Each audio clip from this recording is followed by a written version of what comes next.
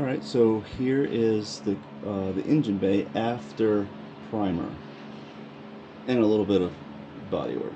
So I'm not really concerned that much about making it perfect or anything. But I was just trying my hand at the body work here. I did some body work on the Accord and I painted it.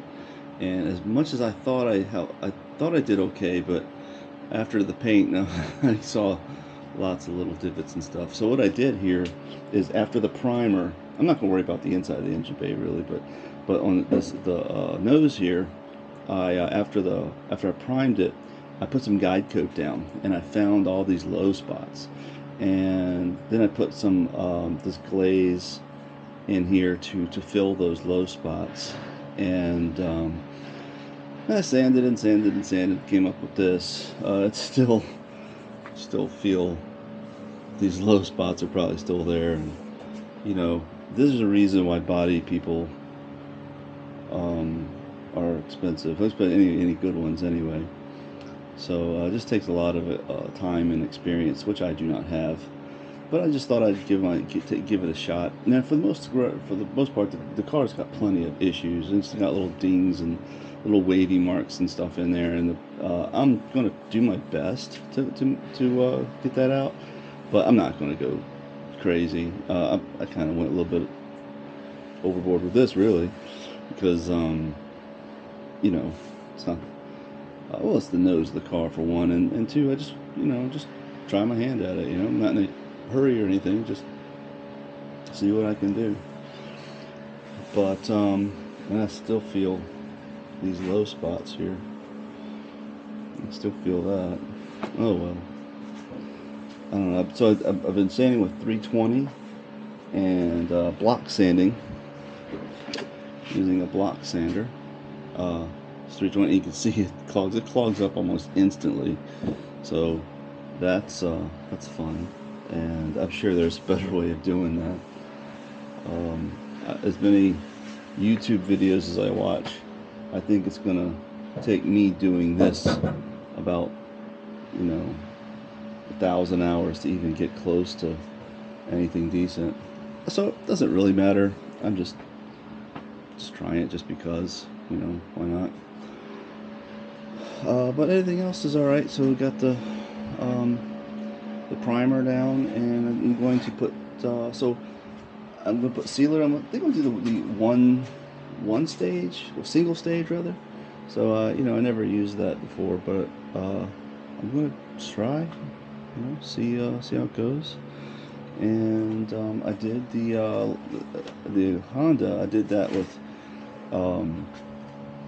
sealer, base, top coat, that kind of thing. But and it came out alright. Well, it actually came out orange peely, but I need to buff it all out. But again, I'm not an expert. I just thought I'd give it a try. It looks way better than it used to, so I guess that's good. But now, for this, I'm just going to probably wash it down, put some sealer on here, sealer coat, and then single stage top coat, or single stage paint, whatever that is, and be done with that. And then I probably should just do the whole car at one time, but I don't know. I'm just going to do the engine bay and then put the engine back together, and hopefully pop the engine back in one of these days, I guess. I don't know. That's the goal. So anyway, here I am with this now. So, ta-da! It's not silver, and it's not black, and it's not red, and it's not white. I figured there's plenty of those colors out there in 944 land, and just went with this baby. This is actually a Porsche color. I don't know if it came with in 83 with the 944, but it is actually called Miami Blue, and this is a color that my son picked out actually, just for the record. It's going to be his car, so I wanted to make sure he picked out the color. I probably wouldn't have picked this out.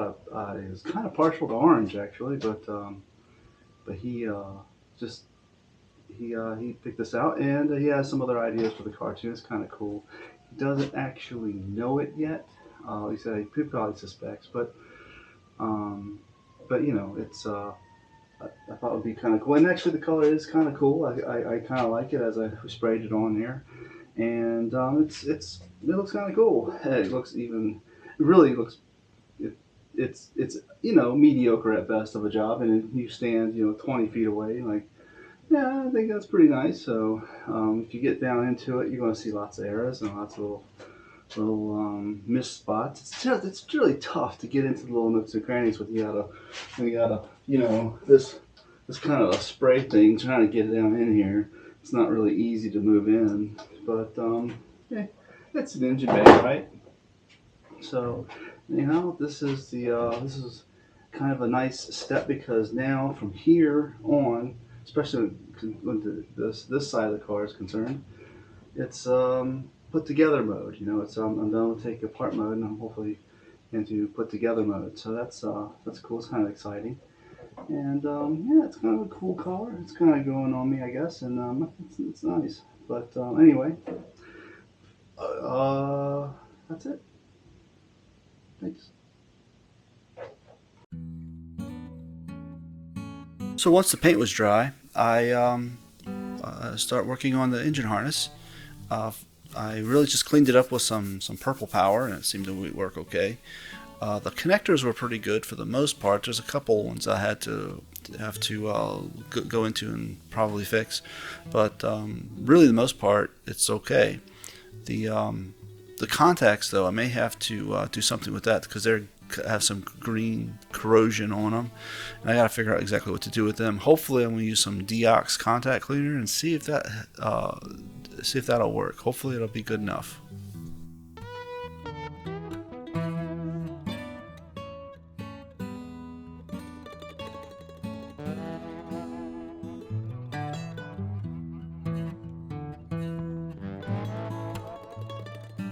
So here I am cleaning up the ground point on the body, and as well as those connectors on the wires. Doing that with a Dremel tool and a wire wheel.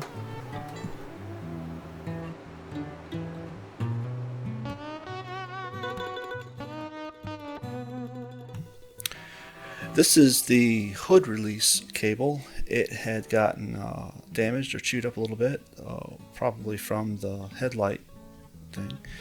And so I'm just trimming it up a little bit. I'm just going to put some shrink wrap over it, and hopefully it'll make it look better, if nothing else.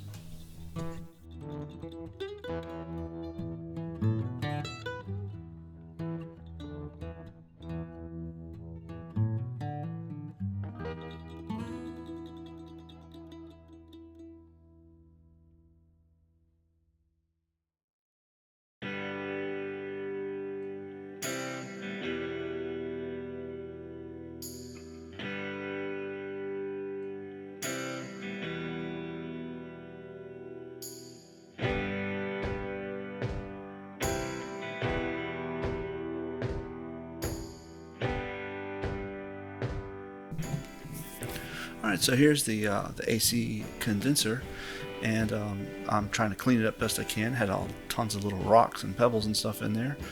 I don't know why I'm doing this. I guess it's just going to happen again, but I just figured, why not? It's out. I didn't want to replace this thing. These things are expensive, so I thought I could try to reuse this. You see here where there's those spots there. It looks like the rivets broke loose, or it just broke there, and I wanted to fix those. For the most part, this thing looked pretty good. There was some surface rust here and there, and some of the rivets need to be replaced. That's the windshield washer reservoir. I cleaned up. So I cleaned all this stuff up in this tank here. This old fish tank I had. I'm going to use it to test the condenser. So I just submerged the condenser in the fish tank. It fit perfectly. It actually worked out nicely. I put about 5 to 10 pounds of pressure on it with my finger on one end, and just looked for bubbles. and nothing came up. I think it'll work.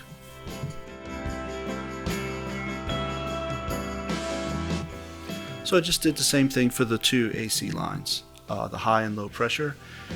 Both seemed to hold air. I didn't see any bubbles come up, so hopefully this will work too. So here I found some screws, and I screwed down those lines to the bracket there. And there's another bracket here that I also had to fix. I put some Loctite on it. Hopefully that's good enough to hold it for a while. Hopefully I don't have to turn this back. I probably should have used some rivets, which I did actually later use rivets. I should have just used rivets here, but I didn't. I don't know why I didn't.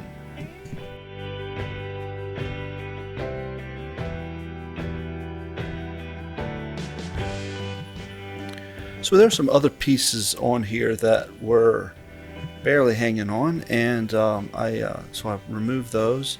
Tried to sand down a little bit and paint it, and also re-drill out the holes. Got those old rivets out, and I put new rivets in. I did that to this bracket thing on the side, and also there's another mounting bracket on the bottom, or maybe it was the top. I think it was the top.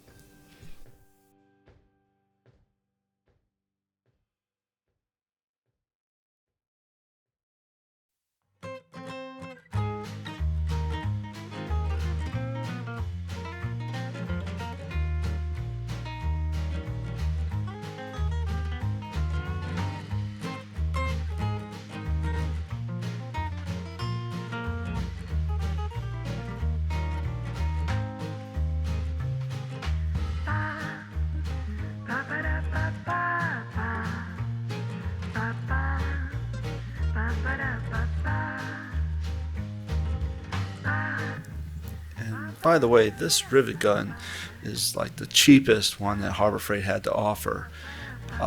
It worked, but they kind of sucked, so I'd probably spend a little more to get something better.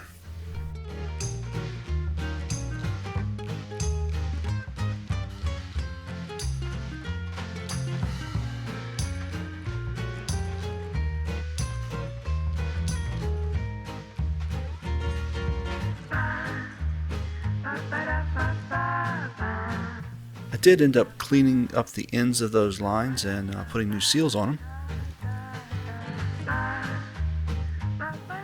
It definitely feels good to put things back on the car.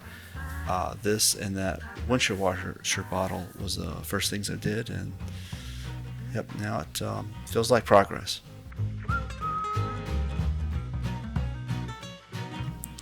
So I think that'll be all for this one. I appreciate it, and thanks a lot.